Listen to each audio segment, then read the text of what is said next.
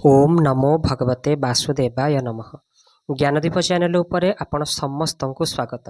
आज श्रीमद् भागवत गीता प्रथम अध्याय 21 एवं 22 नंबर श्लोक आम भिडियो को आरंभ करवा।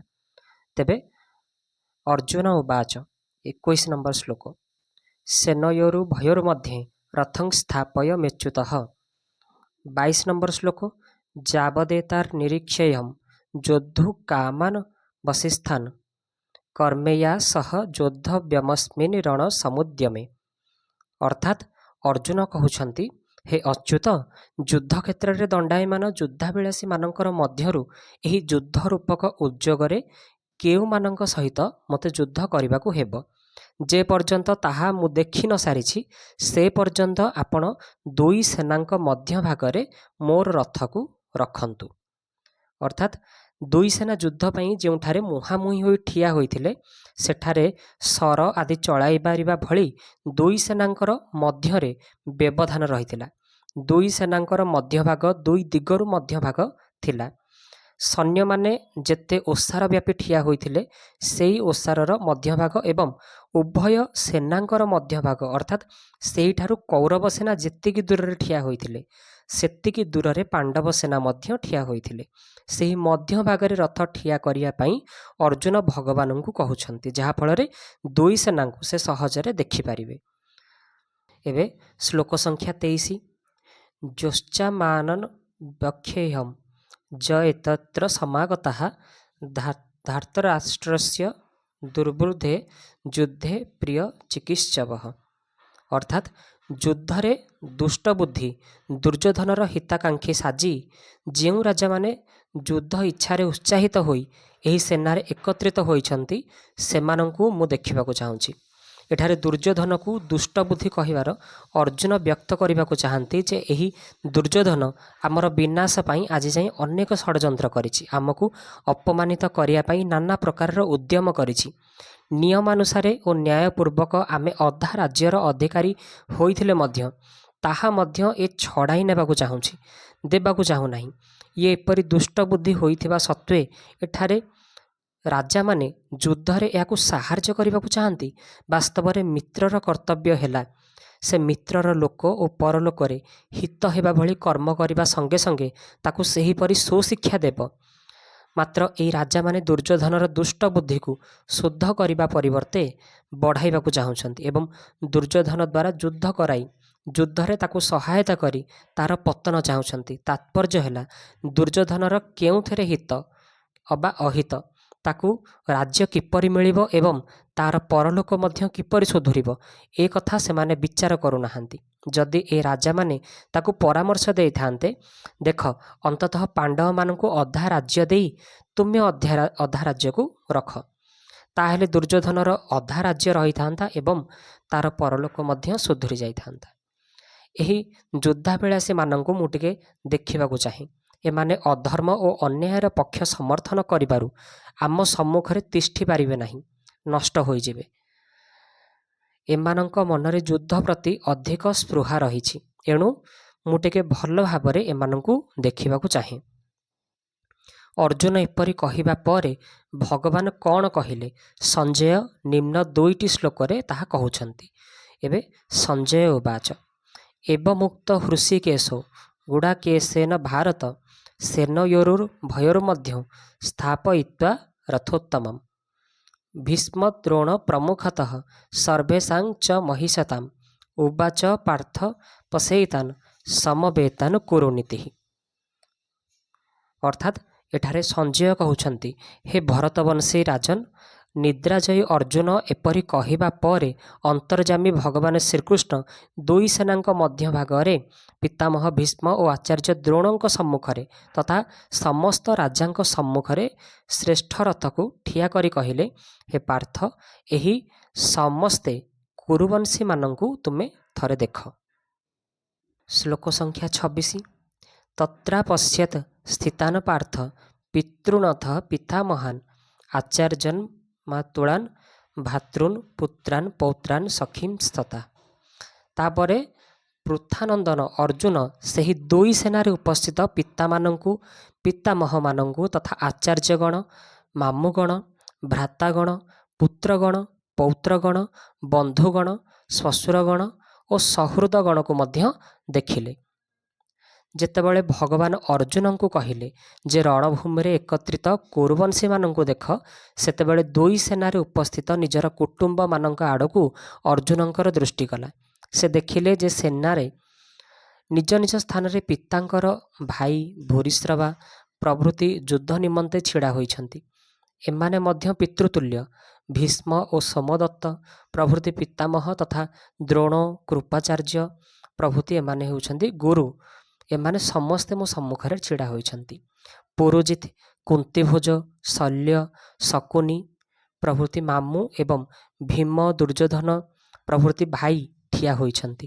ଅଭିମନ୍ୟୁ, ଘଟୋତ୍କୋଚ, ଲକ୍ଷ୍ମଣ, ଦୁର୍ଯ୍ୟୋଧନଙ୍କର ପୁତ୍ର ଲକ୍ଷ୍ମଣ ପ୍ରଭୃତି ପୁଅ ଓ ପୁତ୍ରାମାନେ ମଧ୍ୟ ଛିଡ଼ା ହୋଇଛନ୍ତି। ଅଶ୍ୱତ୍ଥାମା ପ୍ରଭୃତି ଦୁର୍ଯ୍ୟୋଧନର ମିତ୍ରମାନେ ଏବଂ ନିଜ ପକ୍ଷର ମିତ୍ରମାନେ ମଧ୍ୟ ଛିଡ଼ା ହୋଇଛନ୍ତି। ଦ୍ରୁପଦ, ଶୈବ୍ୟ ପ୍ରଭୃତି ଶ୍ୱଶୁର ଏବଂ ନିଜ ନିଜ ପକ୍ଷର ହିତ ଚାହୁଁଥିବା ସାତ୍ୟକୀ, କୃତବର୍ମା ପ୍ରଭୃତି ନିଃସ୍ୱାର୍ଥପର ସହୃଦମାନେ ଠିଆ ହୋଇଛନ୍ତି। ନିଜର ସମସ୍ତ କୁଟୁମ୍ବଙ୍କୁ ଦେଖିବା ପରେ ଅର୍ଜୁନ କ'ଣ କହିଲେ ତାହା ପରବର୍ତ୍ତୀ ଶ୍ଲୋକରେ କୁହାଯାଉଛି। ଶ୍ଲୋକ ସଂଖ୍ୟା 27।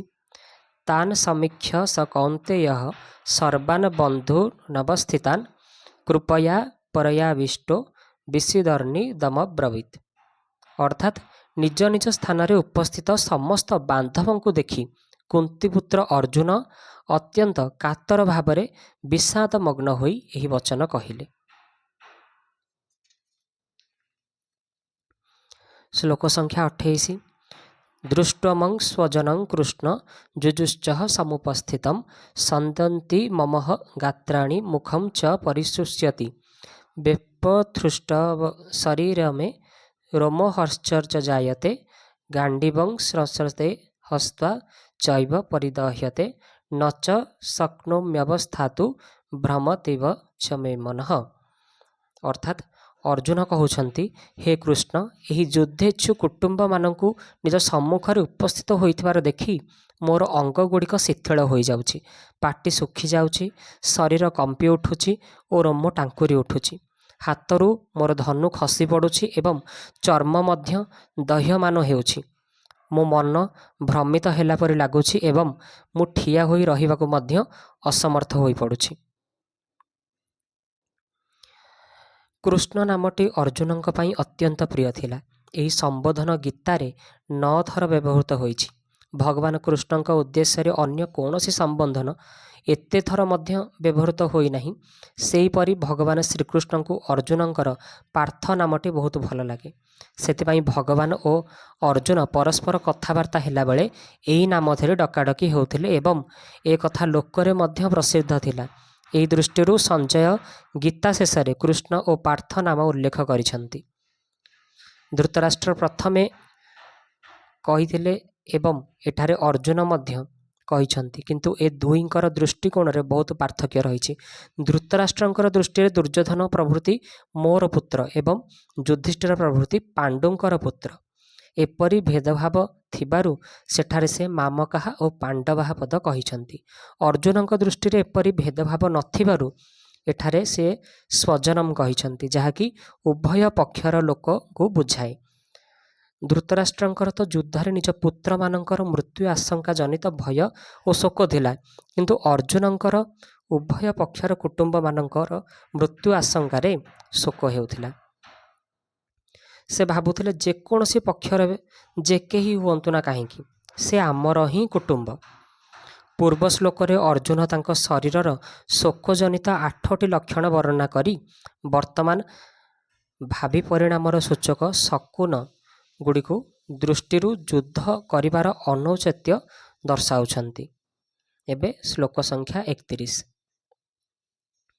ନିମିତ୍ତାନି ଚ ପଶ୍ୟାମି ବିପରୀତାନି କେଶବ ନ ଚ ଶ୍ରେୟୋ ନୁମପଶ୍ୟାମି ହତ୍ୱା ସ୍ୱଜନୋ ମାହବେ। ଅର୍ଥାତ୍ ହେ କେଶବ, ମୁଁ ଲକ୍ଷଣ ବା ଶକୁନ ଗୁଡ଼ିକୁ ମଧ୍ୟ ବିପରୀତ ଦେଖୁଛି ଏବଂ ଯୁଦ୍ଧରେ ସ୍ୱଜନମାନଙ୍କୁ ମାରି ଶ୍ରେୟ ଲାଭ କରିବାକୁ ମୁଁ ଚାହୁଁନାହିଁ। ସଂଖ୍ୟା 32। न काङ्क्षे विजयं कृष्ण न च राज्यं सुखानि च किं नो राज्येन गोविंद किं भोगैर्जीविता नवा। अर्थात हे कृष्ण मु विजय चाहू नहीं, राज्य चाहू नहीं कि सुख मध्य चाहू नहीं। हे गोविंद आंभ मानकर राज्य कि लाभ, भोगरे अथवा बंचिबारे भी कि लाभ। अर्जुन विजय इत्यादि कहीं चाहू ना, तार कारण निम्न श्लोक दर्शाउछन्ति। श्लोक संख्या 33। जेसामर्थे कांकिथं नो राज्य भोगा सुखानि च न तैमे वस्थिता युद्धे प्राणां त्यक्त्वा धनानि च। अर्थात जो मानक पई आमे राज्य भोग और सुख चाहूँ से माने ही निज प्राण और धनर आशा त्याग करी युद्धरे उपस्थित होइछन्ति।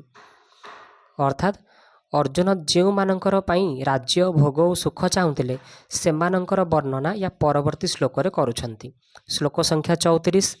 आचार्या पितरः पुत्रास्तथैव च पितामहा मातुलः ससुरः पौत्रः शालाः स्तंभ निधिनस्तथा।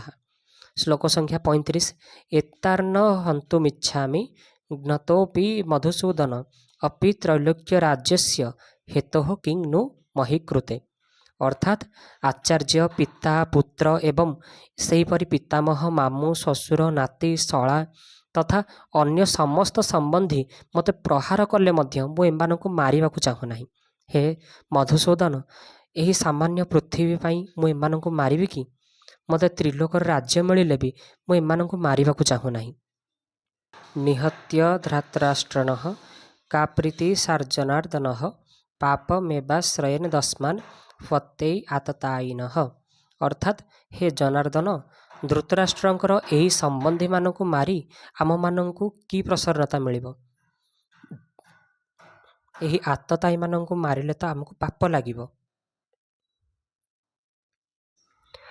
पूर्व श्लोक रे युद्धर दुष्परिणाम दर्शाई अर्जुन एवं युद्ध करिवार अनौचित्य दर्शाउछन्ति।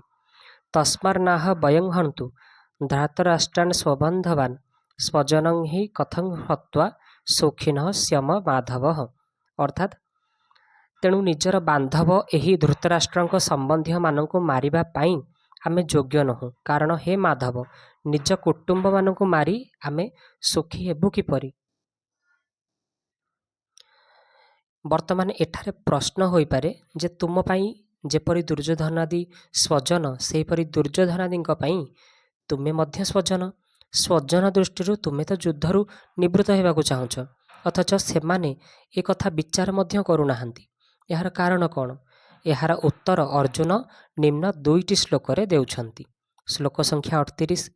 यद्यपेते न पश्यन्ति लभो बाहुत चेतसः कुलक्षय कृतं दोषं मित्रद्रोहे च पातकं कथं न ज्ञेयमेस्माभिः पापदस्मानिवर्तिनुं कुलक्षय कृतं दोष प्रपस्याभिर्जनार्दनः। अर्थात यद्यपि लोभ हेतु विवेक विचार शून्य हो जाइथिबा एही दुर्योधनादि कुलनाश जनित दोषकु ओ मित्रद्रोह जनित पापकु देखु नाहंती, तथापि हे जनार्दन कुलनाश जनित दोषकु भल भाव जाणुथिले मध्य आम्भे माने एही पापरु निवृत्त हेबार विचार काहींकि न करिबु। एबे यार भावार्थ बुझंतु। एते मिलिगला आहुरी एते मिलू, एमिति मिलू थाउ। एहीपरि धन जमी संपत्ति आदर प्रशंसा पद अधिकार इत्यादि प्रति वृद्धि हेउथिबा वृत्ति को लोभ कहन्ति। एही लोभ वृत्ति जगु दुर्योधनादींकर विवेक एवं विवेकर शक्ति शांति ए सबु लोप पाई जाइछि। फलरे सेमाने विचार करि पारु नाहंती जे जेउ राज्य पाई सेमाने एते बड़ पाप करिबाकु जाउछन्ति, कुटुंब को विनाश करिबाकु जाउछन्ति, सेही राज्य सेमानंक साथिरे केते दिन बा रहिबो एवं सेमाने ता साथिरे केते दिन बा बंची रहिबे। सेमाने थाउ थाउ राज्य चली गले सेमानंकर दशा कौन हेबो एवं राज्य थाउ थाउ सेमाने चली गले तेबे राज्यर दशा भी कौन हेबो। मनुष्य संजोगरे जेते सुख उपभोग करि थाए ताकु वियोगरे सेतिकी दुख भोगिबाकु पड़े। वियोगरे जेते दुख हुए संजोगरे सेते सुख मिले नाही। तात्पर्य है अंतःकरण रे लोभ घटी जाइथिबारु सेमानंकु केवल राज्य ही देखा जाउछि। कुलनाश द्वारा जेते जे भयंकर पाप हेब ताहा सेमानंकु देखा जाउ नाही। युद्ध हेले समय संपत्ति और शक्तिर अपचय हेब। विभिन्न प्रकारर चिंता और विपद माड़ी आसिब। दुई मित्रंक मध्यरे भी कलह और मनमालिन्य सृष्टि हेब। नाना प्रकार रे मतभेद देखाजिब। मतभेद हेले वैरभाव जात हेब। उदाहरण स्वरूप द्रुपद और द्रोण दुहे बाल्यकाल रे सांग थिले, मात्र राज्य मिलिबा परे द्रुपद दिने द्रोण को अपमानित करी सेही मित्रता को पदाघात कले। एथिरु राजा द्रुपद और द्रोणाचार्यंक मध्यरे शत्रुता भाव जात हेला।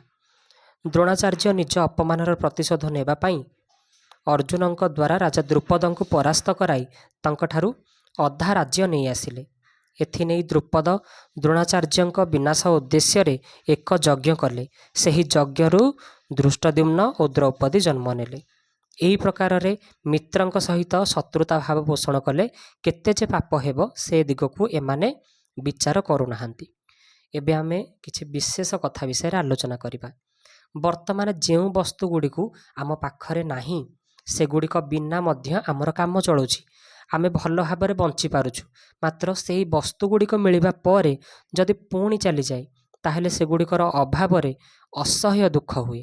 तात्पर्य है वस्तु गुड़िकर संजोग होई वियोग होई जिबा जेते दुखप्रद सेगुड़िकर संजोग पूर्वरु अनुभूत हेउथिबा अभाव सेतिकी दुखप्रद नुहे। यह सत्वे मनुष्य निज पाखरे जो वस्तु गुड़िकर अभाव अनुभव करे सेही वस्तु गुड़िकु से लोभ जोगु पाइबाकु चेष्टा करे। विचार करी देखिले जो वस्तु गुड़िकर एबे अभाव अछि मध्यकाल रे प्रारब्ध अनुसारे सेगुड़िकर प्राप्ति हेले भी शेषरे सेगुड़िकर अभाव ही रहिबो। अतएव वस्तु मिलिबा पूर्वरु आमर जो अवस्था थिला सेही अवस्था ही रहिबो, सेही अवस्था ही रहिला। मध्यकाल रे लोभ हेतु से वस्तु गुड़ी को पाइया पाई केवल परिश्रम ही सार हैला, केवल दुख ही भोगिबाकु पड़िला। मध्यकाल रे वस्तु गुड़िकर संजोगरु जो अल्प किछि सुख मिलिला ताहा केवल लोभ जोगु ही मिलिला। जदि अंतर रे लोभ रूपक दोष न थांता तेबे वस्तु गुड़िकर संजोगरे सुख मिलंता नहीं। सेपरि मोह रूपक दोष नथिले कुटुंबंक ठारु सुख मिली पारंता नहीं। लालसा रूपक दोष नथिले संग्रहरु सुख मिली पारंता नहीं। तात्पर्य है संसारर सुख कौनसी ना कौनसी दोष जोगु ही मिली थाए। कौनसी दोष नथिले संसाररु सुख मिलिबा असंभव, मात्र लोभ जोगु मनुष्य एपरि विचार करि पारे नहीं। एही लोभ तार विवेक विचार को नाश कर दिए। वर्तमान अर्जुन निज कथा कहउछंती जे यद्यपि दुर्योधनादि निजर कुलक्षय जनित दोष को और मित्र द्रोह जनित पाप को देखु नाहांती तथापि आमे तो कुलक्षय जनित अनर्थ परंपरा दिग को दृष्टि देबा उचित, जहाँकि अर्जुन 40 नंबर श्लोक रु 44 नंबर श्लोक पर्यंत वर्णना करिसंती। आमे कुलक्षय जनित पाप को और मित्र दोह जनित दोष को भल भाव जानिथिबारु अंततः आमको तो यही पापरु निवृत्त हेबा उचित। जदि सेही मित्रगण आमको दुख दियंती तथापि सेही दुख आम पई अनिष्टकारक हेबो नाही, बरम दुख जोगु आमर पूर्व पाप नष्ट होइजिबो एवं आमे पवित्र होइजिबा। किंतु आम मनरे जदि द्रोह बा वैरभाव सृष्टि हेबो बा शत्रुता भाव सृष्टि हेबो ताहा मृत्यु पर मध्य आम साथी रे रहिबो एवं जन्मांतर पर्यंत आमको पाप भोग करिया पई प्रेरित करिबो। फलरे आमर पतन हेबो। एपरि अनर्थकारी और मित्र द्रोह उत्पन्नकारी युद्ध रूपक पापरु रक्षा पाइबा पई आमे काहेकि विचार न करिबा, अर्थात विचार करी आमे एही पापरु निवृत्त हेबा उचित। एठारे दुर्योधनादिंक लोभ आड़कू तो अर्जुनंकर दृष्टि जाउची, किंतु से निजे जे कौटुंबिक स्नेहरे मोहरे आबद्ध होई रहुछंती ए कथा कहउछंती ए दिगकू तांकर दृष्टि जाउ नाही। एही कारणरू से निजर कर्तव्य बुझी पारु नाहांती। एहा नियम जे मनुष्यर दृष्टि जे पर्यंत अन्य मानकर दोष आड़कू रही थाए से पर्यंत ताकू निजर दोष देखा जाए नाही, बरम अभिमान हुए जे एमानंक ठारे एई दोष अछि किंतु मो ठारे एई दोष नाही। एपरि अवस्थारे से चिंता करि पारे नाही जे एमानंक ठारे जेपरि कोनोसी दोष अछि मो ठारे मध्य सेपरि अन्य कोनोसी दोष थाई पारे। जदि अन्य कौनसी दोष नथाए तथापि अन्यमानଙ୍କର दोष देखिबा तो गोटे दोष ना। अन्यमानଙ୍କର दोष देखिबा एवं निजठारे भल गुणକୁ अभिमान करिबा ए दुईटी जाक हेउछि दोष। एक साथिरे एई दुईटी जाक दोष अर्जुनଙ୍କୁ ମଧ୍ୟ दुर्योधन आदिଙ୍କ ठारे दोष देखा जाउछि एवं निजठारे भलपणर अभिमान देखा जाउछि। भलपण रूपक अभिमानर छायारे समस्त दोष लुचि रही थाए। सेतिपाई तांकु निजठारे मोह रूपक दोष देखा जाउ नाही। या परवर्ती श्लोक रे आमे जानिबा अर्जुन जानुथिबा कुलक्षय जनित दोष गुड़िक कौन से गुड़िकर परंपरा एबे आगामी 5टी श्लोक रे से कहिसंती जहाँकि आमे परवर्ती भिडियो रे आलोचना करिबा। ओम नमो भगवते वासुदेवाय नमः।